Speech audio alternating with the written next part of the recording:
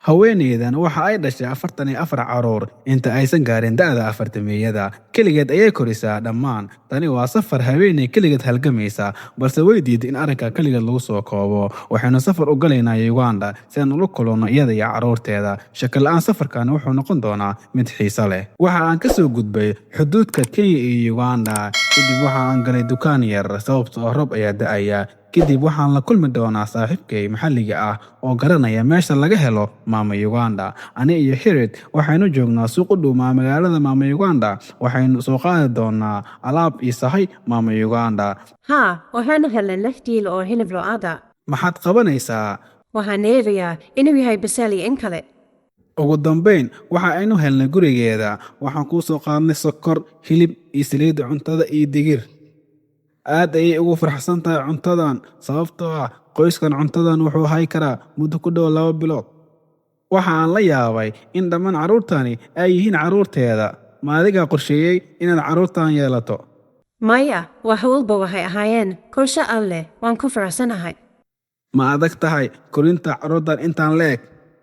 Caqabada ugu weyn waa cuntada, waxbarashada iyo daryeelka caafimaadka.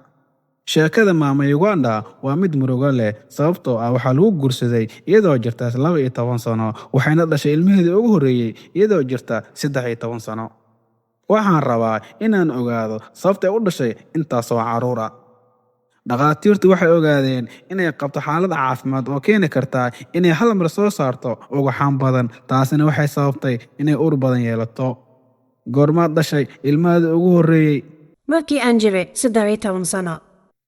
Sidee dareenkaagu ahaa markaad marar badan umuli jirtay? Markii ugu horreysay waana afsaday, laakiin markii dambe waan la qabsaday. Sidee ku dhacday in lagu guuriyo adigoo jira 12 sano? Waan aaminsanahay inuu aabbe iibsaday waxaana lagu bedestay lo' iyo lacag. Ninkaaga muxuu ugu tagay qoyska? Sababtoo ah wuxuu ka cararayay mas'uuliyadda badan ee carruurta. Markii aan maqlay sheekadeeda waxa aan dareemay murugo weyn, laakiin markii aan arkay sida carruurtu isku jecel yihiin waxa isoo gashay rajo.